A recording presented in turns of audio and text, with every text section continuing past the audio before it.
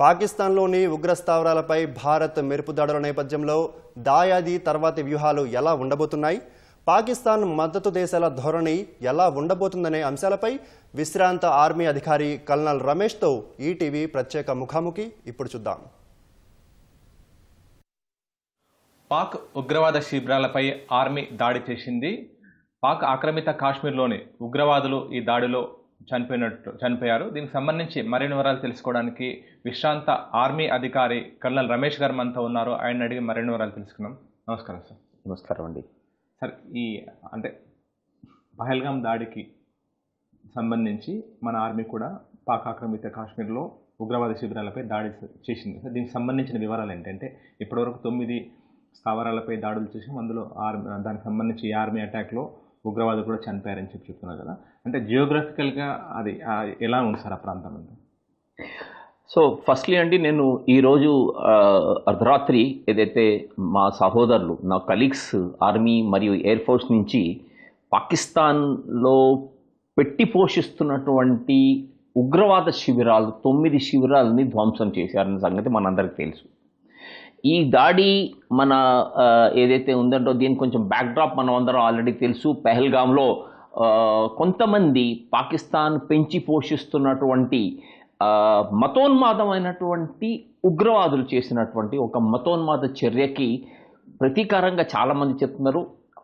ఇంకొకటి ఈ విధంగా ఏమిటంటే, గత చాలా సంవత్సరాల నుంచి మన భారతదేశ పౌరుల్ని, మన భారత సైన్యాన్ని ఏదైతే పాకిస్తాన్ ఉగ్రవాదులు అటాక్ చేస్తున్నారో దానికి కూడా ఒక బుద్ధి చెప్పాలని చెప్పేసి మన ప్రధానమంత్రి గారు ఆల్రెడీ చెప్పారు. ఏంటి అంటే, ఈ ఉగ్రవాద చర్యలు చేస్తున్న వారు, వారి వెనక వాళ్ళని ప్రోత్సహిస్తున్న వాళ్ళు, వాళ్ళందరినీ ఒక్కొక్కరిని కూడా వెతికి మేము ధ్వంసం చేస్తామని ప్రధానమంత్రి గారు చెప్పడం జరిగింది. అదే ప్రకారంగా పాకిస్తాన్లో ఉన్నటువంటి ఒక 9 శిబిరాలని, ఈ ఉగ్రవాద శిబిరాలు ఎక్కడైతే వాళ్ళని ట్రైనింగ్ అవుతుంది, లేకపోతే ట్రైనింగ్ చేసిన తర్వాత వాళ్ళని తీసుకొచ్చి ఇంకొక చోట ఉంచుతారు, ఇటువంటి ఒక 9 శిబిరాలని మన భారతదేశం ఇంటెలిజెన్స్ వారు కనుకొని మన భారత సైన్యాలకి తెలియజేశారు. నా సహోదరులు, నా కలీగ్స్ ఎవరైతే అక్కడ ఉన్నారో వాళ్ళు చేసినటువంటి ఒక గొప్ప మిలిటరీ యాక్షన్కి నేను వాళ్ళకి అందరికీ ధన్యవాదాలు, వారికి ఇంటెలిజెన్స్ వారికి ధన్యవాదాలు చెప్తున్నాను. అయితే దీంట్లో మనం ముఖ్యంగా చూడాల్సినట్టు ఒక 4 విషయాలు ఉన్నాయండి. ఫస్ట్ ఏంటి అంటే, ఈ ఉగ్రవాద శిబిరాలు ఏదైతే 9 ఉన్నాయో దాంట్లో కొన్ని పాకిస్తాన్ ఆక్యుపైడ్ కాశ్మీర్లో ఉన్నాయి, కొన్ని పంజాబ్ ప్రాంతంలో ఉన్నాయి అనమాట. మనకి 2019 ప్రాంతంలో ఫస్ట్ ఊరి అటాక్ తర్వాత మనము సర్జికల్ స్ట్రైక్ చేసాము. ఆ తర్వాత బాలాకోట్, పుల్వామా తర్వాత జరిగినటువంటి సర్జికల్ స్ట్రైక్ బాలాకోట్. అక్కడ ఏంటి అంటే పిఓకలు ఉన్నటువంటి కొన్ని టెర్రరిస్ట్ స్పాట్లని కేవలం అంతవరకు మాత్రమే మనం ధ్వంసం చేసి ఒక లిమిటెడ్ అటాక్ లాగా మనం వెనక రావడం జరిగిందనమాట. ఈసారి ఆ ప్రకారంగా కాకుండా ఈ 9 టెర్రరిస్ట్ క్యాంపులు, కొన్ని పిఓకేలో ఉన్నవి, కొన్ని పంజాబ్లో ఉన్నాయన్నమాట. వీటిలో కేవలము ఒక 2-3 క్యాంపులు కాకుండా వాళ్ళ రూట్స్, పాకిస్తాన్ ఒక క్యాంప్ దాదాపు సుమారు 100 కిలోమీటర్ల లోపల ఉన్నటువంటి మన ఈ ఉగ్రవాదుల వారి శిబిరాలని మనం ధ్వంసం చేయడం అనేది ఒక గొప్ప విషయం. రెండవ గొప్ప విషయం ఏమిటి అంటే, మనము కేవలము టెర్రరిస్ట్ క్యాంపులను మాత్రమే ధ్వంసం చేశాము. మనము ఏ ప్రకారమైనటువంటి మిలిటరీ ఎస్టాబ్లిష్మెంట్ కానీ, ఏ ప్రకారమైన సివిల్ ఎస్టాబ్లిష్మెంట్ కూడా మనం ధ్వంసం చేయలేదు. అంతేకాకుండా ఆ చుట్టుపక్కల ప్రాంతాల్లో ఉన్నటువంటి సివిలియన్స్ కూడా ఎవరికి ఏ ప్రకారంగా నష్టం కాకుండా మనం వాళ్ళని ధ్వంసం చేయటం అనేది రెండవ ముఖ్యమైన విషయం. మూడవ విషయం ఏమిటి అంటే, గతంలో మనము కొంతగా ఇంటర్నేషనల్ బార్డర్ని క్రాస్ చేసేసి ఆ టెర్రరిస్ట్ క్యాంపుల వరకు ధ్వంసం చేసి మనం వెనక రావడం అనేది జరిగింది. ఈసారి అలా జరగలేదు. ఈసారి కేవలం మన భారత పరిధిలో ఉండి, మన భారత భూభాగం పరిధిలోనే ఉండి మన ఆర్మీ, మన ఎయిర్ ఫోర్సు, ఈ రెండు కూడా పాకిస్తాన్లో ఉన్నటువంటి ఈ టెర్రరిస్ట్ క్యాంపులు, ఎవరు లష్కర్ ఏ తోయిబా, జైషే మహమ్మద్, హిజ్బుల్ ముజాహిదీన్, వీరి ముఖ్య స్థావరాలని, వాళ్ళ టెర్రరిస్ట్ క్యాంపులని, వాళ్ళని మనము కనుక్కొని వాళ్ళని ధ్వంసం చేశాము. కాబట్టి ఇది చాలా ముఖ్యమైన అంశము మన భారతదేశము భూభాగంలో ఉండి. లాస్ట్ అండ్ ఫైనల్, పాకిస్తాన్ జనరల్గా ఏమిటి అంటే, పంజాబ్ ప్రాంతం నుంచి వచ్చిన వారు మాత్రమే పాకిస్తాన్ ఆర్మీ లేక పాకిస్తాన్ పాలిటిక్స్లో వాళ్ళు ఎదుగుతుంటారు. పాకిస్తాన్లో ఉన్న అన్ని రిసోర్సెస్ కూడా వాళ్ళు పంజాబ్కే డైవర్ట్ చేసి కేవలం పంజాబ్ ప్రాంతాన్ని అభివృద్ధి చెందడానికని వాళ్ళు ప్రయత్నం చేస్తుంటారు. మిగతా ప్రాంతమైన సింధు, ఖైబర్ పఖ్తూన్ఖ్వా లేక బలూచిస్తాన్ ఈ ప్రాంతాలను వాళ్ళు ఎవరు పట్టించుకోరు. అందుకని వాళ్ళ మిగతా ప్రాంతాల్లో చాలా అల్లకల్లో జరుగుతుంటుంది. వాళ్ళ ప్రజలందరూ వాళ్ళ బాధలు చెప్పుకుంటుంటారు. వాళ్ళు కేవలం అటువంటి పంజాబ్లో ప్రాంతంలో ఉన్నటువంటి టెర్రరిస్టు క్యాంపులు ఎవరైతే ఈ లష్కర్ ఏ తోయిబా, జేఈఎం అండ్ హిజ్బుల్ వాళ్ళ క్యాంప్స్ ఉన్నాయో వాటిని కూడా మనం తుదిముట్టించినటువంటి ఘనత మన భారతదేశ సైన్యానికి ఈరోజు అందిందని చెప్పేసి మీ అందరికీ తెలియజేస్తున్నాను అనమాట. సార్, గతంలో మనం సర్జికల్ స్ట్రైక్స్ కూడా చేసాం. ఆ సర్జికల్ స్ట్రైక్ దెబ్బకి ఉగ్రవాదులు చాలా అంటే వాళ్ళ ఉనికి చాటుకోవడానికి మళ్ళీ తిరిగి ప్రయత్నం చేశారు. అప్పటి సర్జికల్ స్ట్రైక్స్కి ఈరోజు చేపట్టిన ఆపరేషన్ సింధూర్కి తేడా ఏంటి సార్?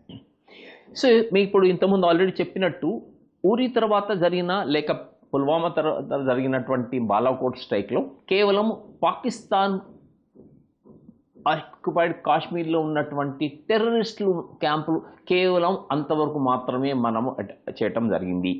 ఈసారి అలా కాదు. మనం ఆల్రెడీ మీకు ఇంతకుముందు చెప్పినట్టు పిఓకే కాకుండా పంజాబ్ ప్రాంతంలో కూడా ఉన్నటువంటి టెర్రరిస్ట్ క్యాంపులని మనము హతమార్చడం జరిగింది. నెంబర్ 1. నెంబర్ 2, వాళ్ళు మనం లాస్ట్ టైం ఏంటంటే జనరల్గా పెట్టింది ఈ లాంచింగ్ ప్యాడ్స్ ఏవైతే ఉన్నాయో వాళ్ళని మనం అటాక్ చేయడం జరిగింది. ఈసారి డీప్ ఇన్సైడ్ దాదాపు 30 కిలోమీటర్స్ 25 కిలోమీటర్స్ ప్రాంతంలో ఉన్న ఒక 2-3 క్యాంపులు, 100 కిలోమీటర్ల దూరం ఉన్నటువంటి వాళ్ళ ఇంకొక మెయిన్ క్యాంప్స్ ఏవైతే మెయిన్ హబ్స్ ఉన్నాయో వాటిని డిస్ట్రాయ్ చేయటము, అంటే ఆ మూలాల నుంచి మనము పీకివేనట్టు వాటిని ధ్వంసం చేయటం జరిగింది. దానివల్ల ఏంటి అంటే కేవలం టెర్రరిస్ట్ క్యాంపులే కాకుండా టెర్రరిస్ట్ని ప్రోత్సహిస్తూ ఎవరైతే వాళ్ళందరికీ అక్కడ పెంచి పోషిస్తున్నారో లేక వాళ్ళ ఎవరైతే మతోన్మాదులు లేక మన భారతదేశానికి ఉగ్రవాదం గురించి వాళ్ళని ప్రేరేపిస్తున్నారో అటువంటి సెంటర్స్ కూడా మనం ధ్వంసం చేయటం జరిగింది. కాబట్టి దీన్ని రూట్స్ వరకు మనం ధ్వంసం చేసినట్టు కూడా మనకి తెలియజేస్తున్నారంట. సరే, ఆపరేషన్ సింధూర్కు సంబంధించి ఇప్పటికే విదేశాంగ శాఖ, ఆర్మీకి సంబంధించిన దళాలు కూడా దీనికి సంబంధించిన విలేకరుల సమావేశం ఏర్పాటు చేసి పూర్తిగా వివరాలు వెల్లడించారు. ఈ అటాక్ చేసే కంటే ముందు భారత్ ఏ విధంగా ఇతర దేశాలను కమ్యూనికేట్ చేయడం కానీ, ఎందుకంటే పాకిస్తాన్ చేసిన విధంగా భారత్ చేయలేదు. భారత్ ఒక బాధ్యతాయుతమైన దేశం, ప్రపంచ స్థాయిలో అభివృద్ధి చెందుతున్న దేశం. పాకిస్తాన్కి ఇవన్నీ ఏం పట్టాం, కేవలం ఉగ్రవాదము అంతర్గతంగా వాళ్ళది అంటే మొత్తం ప్రచ్ఛన్న యుద్ధంలాగానే ఉంటుంది అక్కడ. కానీ భారత్ అంతర్జాతీయంగా ఎలాంటి మద్దతును కూడగట్టింది, ఈ దానికి సంబంధించి ఆ తర్వాత ఎలా చర్యలు చేపట్టవచ్చు? చాలా మంచి క్వశ్చన్ అడిగారండి మీరు. భారతదేశం చాలా బాధ్యతాపూర్వమైన దేశం. పాకిస్తాన్ బాధ్యత రహిత క్షేత్రం. ఎందుకు అంటే మొదటి నుంచి కూడా పాకిస్తాన్ ఒక రోగ్ స్టేట్గా ఉంటుంది. లాస్ట్ ఇయర్ అందుకనే యునైటెడ్ నేషన్లో నాకు నెంబర్ కరెక్ట్గా గుర్తుంటే 1267 అని చెప్పేసి ఒక రెజల్యూషన్ తీసుకొచ్చారు. దాంట్లో పాకిస్తాన్ ఒక టెర్రరిస్ట్ స్టేటు, అక్కడ పాకిస్తాన్ టెర్రరిస్ట్ నక్వీని ఒక టెర్రరిస్ట్గా మనము యుఎన్లో దాన్ని ప్రతిపాదన తీసుకొచ్చి దాన్ని ఆమోదం తెప్పించగలిగాము. అదే పాకిస్తాన్ ఆ ప్రయత్నం చేసింది కానీ అది సక్సెస్ఫుల్ కాలేదు. నెక్స్ట్ ఏంటంటే ఈ పుల్వామా ఈ పహల్గామ్ అటాక్ జరిగిన తర్వాత అమెరికా వెంటనే చెప్పింది భారతదేశం ఏ చర్య తీసుకున్నా మాకేం అభ్యంతరం లేదు అన్నట్టుగా అమెరికా వాళ్ళు ఆల్రెడీ తెలియజేశారు. America, UK, Australia, Japan, Russia, Saudi కూడా మన భారతదేశానికి మద్దతుగా పలికింది. ఈ అందరి దేశాల ప్రతినిధులకి ఆల్రెడీ మన భారత ప్రభుత్వం, మన విదేశాంగ శాఖ మరియు హోంశాఖ, రక్షణ శాఖ నిపుణులు ఆల్రెడీ వాళ్ళ మార్నింగ్ వాళ్ళకి బ్రీఫ్ కూడా చేసేసారు.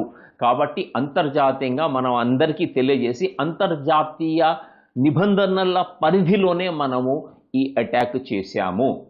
కేవలము ఒక్క దేశం ఇంతవరకు పాకిస్తాన్కి సపోర్ట్గా ముందుకు వచ్చింది ఏంటంటే టర్కీ.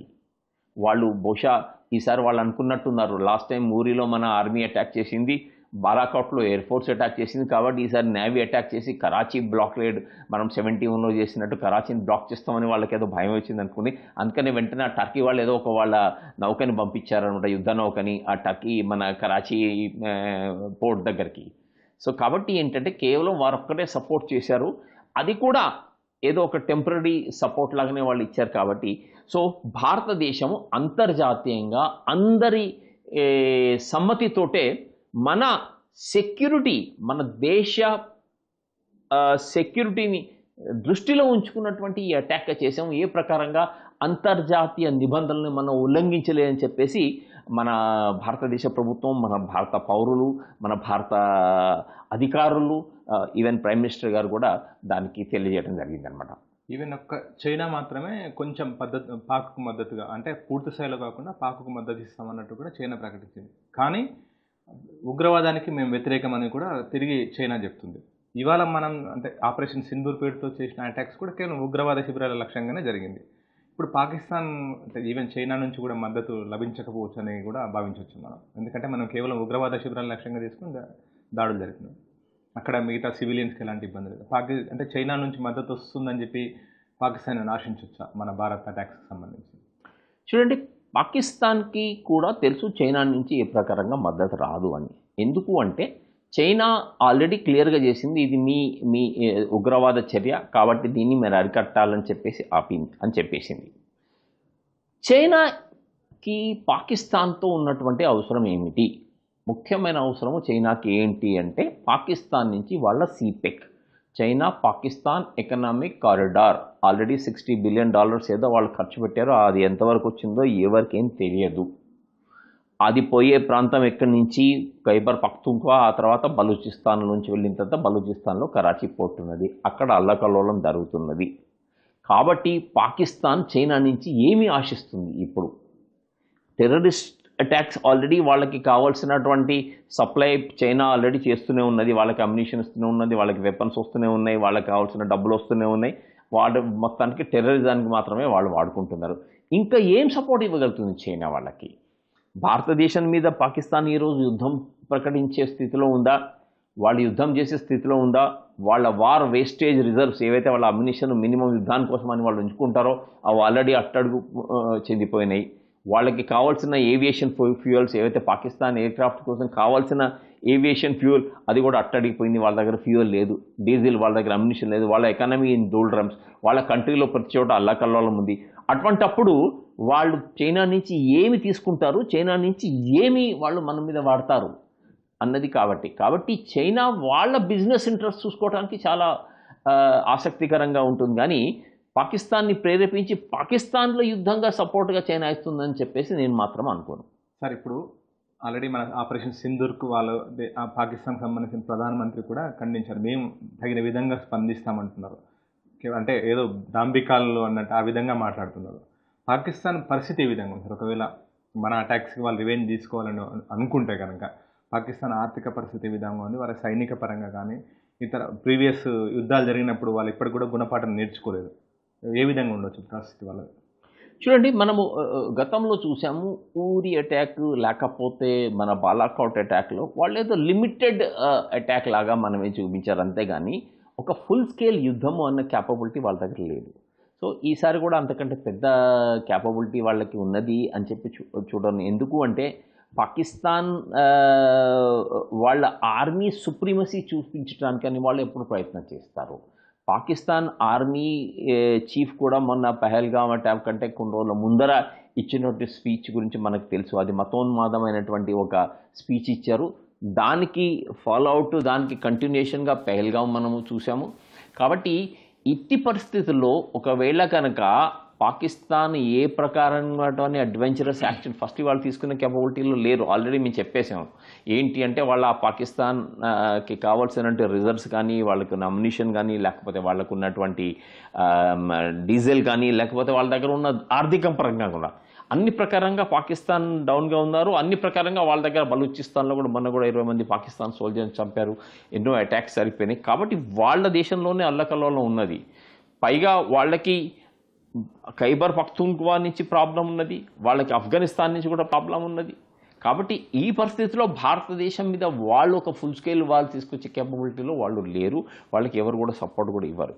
కేవలం వాళ్ళు చేస్తే ఏదో ఒక అటాక్ లేకపోతే వాళ్ళు కూడా ఏదో ఒక కమాండో టీము, లేకపోతే వాళ్ళు ఏదైనా మిజైల్స్, డ్రోన్స్ అటాక్ చేయడానికి ప్రయత్నం చేస్తాం. దానికి మన భారతదేశం పూర్తిగా సిద్ధంగా ఉంది. ఒకవేళ కనుక వాళ్ళు బుద్ధి మందించి ఒకవేళ నిజంగానే మేము చాలా గొప్పవాళ్ళమని చెప్పి చూపించుకుంటా అంటే ఐ కెన్ ఓన్లీ సే వాళ్ళ సూసైడ్ అటాక్ లాగా వాళ్ళు చేస్తున్నారని చెప్పేసి నేను మీకు తెలియజేస్తున్నాను. 1971 తర్వాత ఆ తరహా ఆపరేషన్ సింధూర్ జరిగిందని చెప్పి కూడా ప్రస్తుతం వార్తలను బట్టి కూడా తెలుస్తుంది. ఇప్పుడు ఆ జియోగ్రఫికల్గా చూస్తే పాక్ ఆక్యుపైడ్ కాశ్మీర్లో వాళ్ళు ఏ విధంగా అంటే సపోజ్ ఇక్కడ ఇప్పటికీ అక్కడ ఉగ్రవాద శిబిరాలు ఉన్నాయి, కొన్ని ధ్వంసం చేశారు. ఒకవేళ అక్కడ వాళ్ళ ఉనికి ఉంటే, ఉగ్రవాదుల ఉనికి కనుక ఉంటే వాళ్ళు ఏ విధంగా భారత్లోకి ప్రవేశించే అవకాశం ఉంటుంది? ఎందుకంటే ఇప్పటికే సరిహద్దులో మొత్తం మన ఆర్మీ కానీ మిగతా త్రివిధ దళాలు కూడా సిద్ధమై ఉన్నాయి. అక్కడ వాళ్ళు వచ్చే ఎంట్రెన్స్ ఏ విధంగా ఉంటుంది, భౌగోళికంగా ఎలా ఉంటుంది సార్ అక్కడ పాక్ ఆక్యుపైడ్ కాశ్మీర్కి సంబంధించి? అక్కడ పాకిస్తాన్ ఇక్కడ భారత్ మధ్య ఆ ప్రాంతంలో వాళ్ళు ఏ విధంగా ఉండే అవకాశం ఉంటుంది అక్కడ? చాలా మంచి క్వశ్చన్ అడిగానండి. మనకి పాకిస్తాన్ బార్డర్ మనకి ఏదైతే ఉందో భౌగోళికంగా చాలా చాలా డిఫికల్ట్ టెరైన్. అది దట్టమైనటువంటి అడవులు, పెద్ద పెద్ద కొండలు, పెద్ద పెద్ద లోయలు. మనము జనరల్గా చాలామంది అనుకుంటారనమాట, నన్ను చాలామంది క్వశ్చన్స్ అడుగుతారు, సార్ ఇన్ని వేల మంది ఇన్ని లక్షల మంది ఆర్మీ ఉన్నారు, అయినా కానీ ఆ టెర్రరిస్ట్ ఎట్లా మన దగ్గర లోపలికి వస్తున్నారు? ఇప్పుడు మన పెహల్గాం అటాక్ జరిగినటువంటి ప్రాంతంలో ఎవరైనా బహుశా వెళ్ళండి, ఎందుకంటే మనకి జనరల్గా టీవీలో దాంట్లో కనిపించేది ఏంటంటే అక్కడ ఉన్న బ్యూటిక్ సీనరీస్, లేకపోతే అక్కడ ఉన్నటువంటి ప్లెయిన్గా ఉన్నటువంటి ప్లే గ్రౌండ్స్, లేకపోతే పార్కులు అవే చూపిస్తారు. కానీ ఆ దట్టమైన అడవులు ఏవి చూపించారు. ఆ దట్టమైన అడవులు ఎలా ఉన్నాయంటే మనిషి ఒక 2 మీటర్ల దూరం నుంచి కూడా ఎవరైనా పోయినా కానీ మనకు తెలియదు. అంత దట్టమైన అడవులు, అంత దట్టమైన కొండలు, లోయలు, గుహలు. కాబట్టి ఏంటి అంటే ఈ టెర్రరిస్టులు లోపలికి రావటం అన్నది మనం పూర్తిగా ఆపలేము, మనం కొంతవరకు వాళ్ళని ఆపగలుగుతాం. రెండోది ఏంటంటే గత కొన్ని సంవత్సరాల క్రితంగా తీసుకుంటే వందల కొలది వేల కొలది వచ్చేసి టెర్రరిస్టులు వాళ్ళకి కావాల్సిన ప్రకారంగా నెలల కొలది సంవత్సరాల కొలది ఇక్కడ స్వైర విహారం చేసి పోతుండేవాళ్ళు. కానీ ఇప్పుడు అట్లా కాదు. ఇప్పుడు మన భారతదేశము సైన్యము మనకి తెలిసిపోయింది ఆ ప్రాంతాల్లో ఏ ప్రకారంగా మనము పరిరక్షణ చేయాలి. మన సైనికులకు అందరూ కూడా ట్రైన్ అయిపోయాము. వాళ్ళ వచ్చే రూట్స్ని, ఇన్ఫిల్ట్రేషన్ రూట్స్ని వాటిని కూడా చాలా వరకు మనం ఆపగలుగుతున్నాము. ఒకవేళ ఇవన్నీ కూడా తప్పించుకొని వాడు లోపలికి వచ్చిన తర్వాత కూడా వాడు కేవలము 15 రోజులు లేదా 20 రోజులు వాళ్ళ షెల్ఫ్ లైఫ్ అంటాం. అది మన ఏదైతే మనము ఆహార పదార్థాలు కనుక మార్కెట్లో కొనుక్కుంటే దానికి ఒక లైఫ్ ఉంటుంది, 3 నెలలు 6 నెలలు అన్నాడు. కాబట్టి వాళ్ళ షెల్ఫ్ లైఫ్ కూడా 3 నెలల కంటే ఎక్కువ లేరు. ఆ 3 నెలల లోపల వాళ్ళని కూడా హతమార్చేస్తుంటాం. కాబట్టి ఈ టెర్రరిజం అనేది, ఇన్ఫిల్ట్రేషన్ అనేది 100% ఆపడం వీలు కాదు. కానీ మన సైనిక దళాలు చాలా వరకు వాటిని ఆపడానికి ప్రయత్నం చేస్తాయి. లోకల్ పాపులేషన్ సపోర్ట్ తీసుకొని మనము ఇప్పుడు ఆల్రెడీ గతంలో జరిగిన అటాక్స్ అప్పుడు లోకల్ పాపులేషన్ మనకి ఎగనెస్ట్గా మాట్లాడేది. కానీ మొన్న పెహల్గాం అటాక్ జరిగిన తర్వాత లోకల్ పాపులేషన్, జమ్మూ అండ్ కాశ్మీర్లో ఉన్న ప్రజలందరూ కూడా దానికి వ్యతిరేకంగా, దాన్ని ఖండిస్తూ శ్రీనగర్ చాలా చోట్ల వాళ్ళు ప్రదర్శనలు చేశారు. ఎందుకు అంటే ఆర్టికల్ 370 తీసేసిన తర్వాత ఏ ప్రకారంగా అక్కడ ఆర్థికంగా, ఏ ప్రకారంగా వారు సామాజికంగా వాళ్ళందరూ పెరుగుతున్నారు. ఇప్పుడు వాళ్ళ టూరిజం అవన్నీ వాళ్ళకి ఎఫెక్ట్ అయిపోతున్నాయి. వాళ్ళందరికీ రేపు భోజనానికే కష్టమవుతుంది, వాళ్ళ బతుకులే చాలా అల్లకల్లోలం అయిపోతాయి. అందుకనే ఆ ప్రజలు వాళ్ళు గుర్తించారు ఏంటి అంటే మన భారత ప్రభుత్వం కేవలం మన కోసం పనిచేస్తుంది. ఈ పాకిస్తాన్ ఏదైతే మతోన్మాదముగా, ఉగ్రవాదముగా చేస్తుందో అది మనకి మంచిది కాదనే ప్రజలు వాళ్ళకి తెలిసిపోయింది. వాళ్ళు సపోర్ట్ ఇవ్వట్లేదు. ఇప్పుడు ఎవరో 1-2 వస్తుంటారో అటువంటిది మనము దీర్ఘకాలికంలో దాన్ని అడ్రస్ చేయొచ్చు. కాబట్టి ఏంటి అంటే ఆ సపోర్ట్ వాళ్ళకి ఇప్పుడు లేదు. కాబట్టి రాబోయే కాలంలో ఈ ఉగ్రవాదాన్ని మనం అణచివేస్తాము, పూర్తిగా అణచివేస్తాం. ఇప్పటికే చాలా వరకు అణచివేసాం. ఏదో 1-2 పిరికిమాల చర్యలు ఇటువంటివి కూడా మనము అణచివేయగలుగుతామని చెప్పేసి నేను మీకు తెలియజేస్తున్నాను. సార్ చివరిగా ఒక ప్రశ్న సార్, ఆపరేషన్ సింధూర్ తర్వాత అమిత్ షా కానీ ప్రధాని మోడీ కానీ అన్ని అంటే పారామిలిటరీ హెడ్స్తో అందరితో కూడా మాట్లాడుతున్నారు, అంతా అప్రమత్తం చేస్తున్నారు. నెక్స్ట్ ఏ విధంగా ఉండొచ్చు యాక్షన్ ప్లాన్ మనది? ఒకటి ఏంటి అంటే ఒక విషయం చెప్తున్నాను, మన త్రివిధ దళాలు అదే ప్రకారంగా మన హోంశాఖకు సంబంధించినటువంటి BSF, CRPF ఇతర దళాలు కూడా ఎప్పుడు కూడా మేము ఆపరేషనల్గా 24/7గా మేము రెడీగానే ఉంటాము. ఏ ప్రకారంగా వాళ్ళు పాకిస్తాన్ చేస్తున్నటువంటి ఒక దుష్కచర్య కానీ, టెర్రరిస్టులు చేస్తున్నటువంటి దుష్కచర్య కానీ, ఏ ప్రకారంగా భారతదేశం మీద ఏ దాడి, ఏ ముప్పు రాకుండా మన సైన్యాలు ఎల్లప్పుడూ సిద్ధంగా ఉంటాయి. ముఖ్యంగా ఇప్పుడు ఇంకా మనం అప్రమత్తం అయిపోయి మన సైన్యాలు రెడీగా ఉన్నాయి. ఏ ప్రకారంగా వాళ్ళు మన మీద యాక్షన్ తీసుకున్నా, ఏ ప్రకారంగా వాళ్ళు పొరపాటుగా మన భూభాగంలోకి రావడానికి ప్రయత్నం చేసినా, మన భూభాగానికి దాడి చేయడానికి రెడీగా ఉన్నా కానీ వారికి మంచి డీటెయిల్ జవాబు చెప్తారు మన భారత సైన్యాలు అని చెప్పేసి మీ అందరికీ తెలియజేస్తున్నాను. Okay sir, thank you sir. Thanks అండి, నమస్కారం, జై హింద్. ఆపరేషన్ సింధు వల్ల ఉగ్రవాద శిబిరాలు ధ్వంసమయమని చెప్పి కూడా కల్నల్ రమేష్ చెప్తున్నారు. అయితే ఒకవేళ పాక్ ఇప్పటికైనా బుద్ధి తెచ్చుకోకుండా ముందు చర్య చేపట్టి అందులో భాగంగా ఏదైనా తప్పు చర్యలు చేపడితే మాత్రం తగిన విధంగా స్పందించేందుకు భారత్ సిద్ధంగా ఉంది. తగిన గుణపాఠం చెప్పే విధంగా కూడా భారత్ త్రివిధ దళాలతో పాటు అన్ని విభాగాలు సిద్ధంగా ఉన్నాయని చెప్పి కూడా కల్నల్ రమేష్ చెప్తున్నారు. కెమెరా పర్సన్ దేవేందర్తో శ్రీకాంత్, ఈటీవీ న్యూస్, హైదరాబాద్.